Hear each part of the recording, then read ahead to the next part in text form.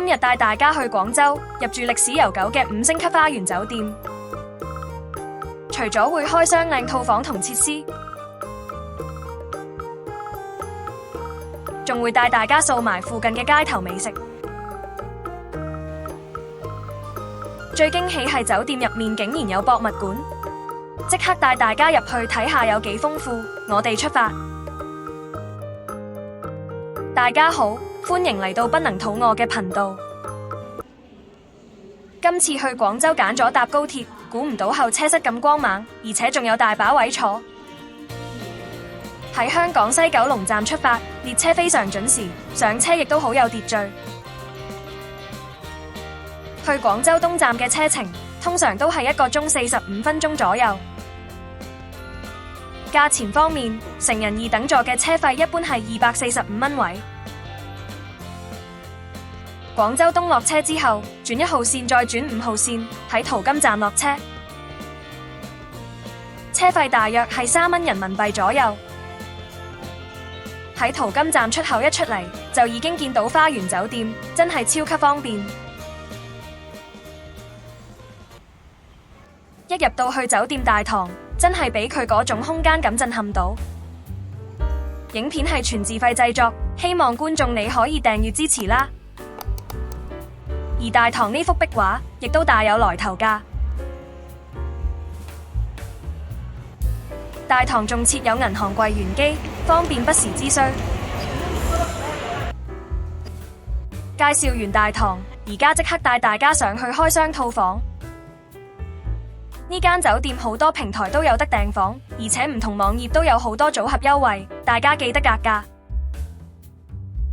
今次想住好啲，所以我哋揀咗粵韻套房，2個人住1晚，合共港紙大約1300蚊，加埋早餐就1900蚊，計返每位早餐300蚊左右。佢嘅自助餐都出名㗎，下條影片再同大家分享啦。我哋一齊上去啦，條走廊好乾淨，空間感好夠，行去房都開心啲。正式入到嚟啦，呢度大約有66平方米，有齊書寫區同獨立客廳。行入房之後，就會見到個大浴缸，而座廁同企缸係分開嘅，設計好細心。提大家，飲品吧除咗支裝水免費，大部分嘢飲都要收錢㗎。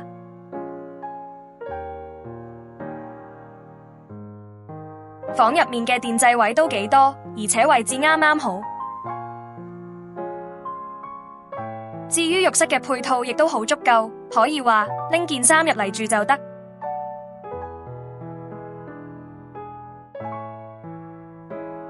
睇完房入面係點，而家帶大家出去行下，睇埋酒店仲有啲咩設施。設施集中喺4樓，例如有戶外泳池、按摩池，呢度仲有個24小時開放嘅2層健身房，想幾時嚟操都得。壁球室。酒店入面一共有8間餐廳，各式其式。宵夜環節。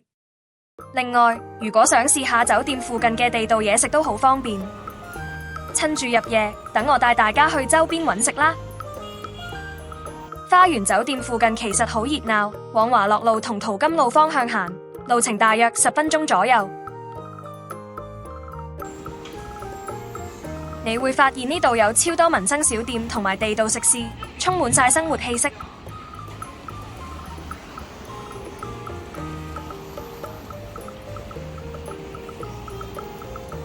我哋就揾咗間甜品試下。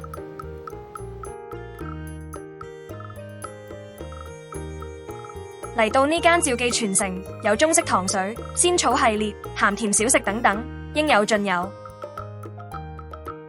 20蚊人仔就可以輕鬆食到甜品，係咪好吸引？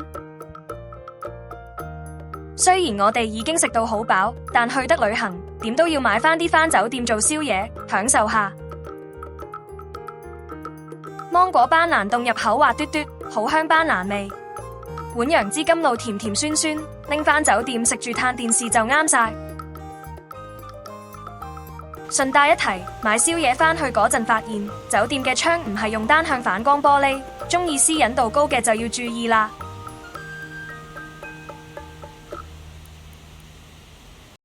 花園酒店係1985年開業，佢哋有自己嘅博物館，時間夠嘅話好值得入去參觀㗎。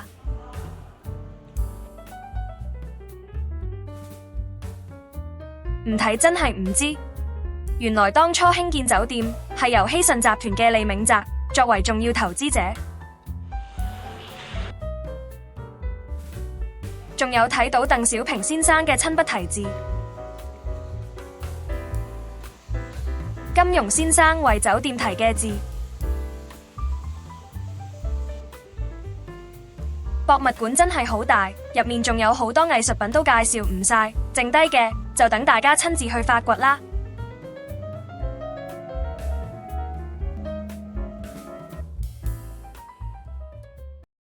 最後講埋退房手續啦，落到大堂直接將房卡放入個箱度就可以快速退房啦。而入住嗰陣扣起嘅1000蚊按金，我哋俾信用卡嘅，大約幾日後就已經退返，過程好快手。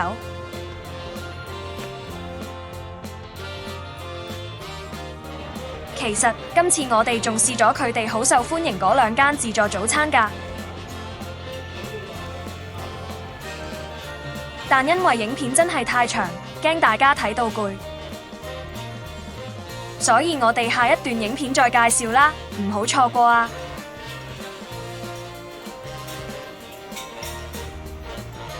總結返今次喺廣州花園酒店嘅體驗，人均大約900蚊港紙一晚，包埋自助早餐。房入面夠晒光猛、乾淨又舒服，而且地理位置好方便，地鐵淘金站就喺隔離。附近仲有超多地道小食，整體嚟講真係好值得推介俾大家。你又覺得點呢？歡迎留言話俾我知。今集就分享到呢度。如果你鍾意睇呢類自費食評，希望你可以幫手讚好、訂閱我呢個頻道啦。呢條影片真心剪咗好耐，希望大家睇得開心啦。如果能力許可，歡迎你用超級感謝功能支持我製作更多自費嘅創作。好多謝你可以睇到嚟呢度，我哋下集見啦。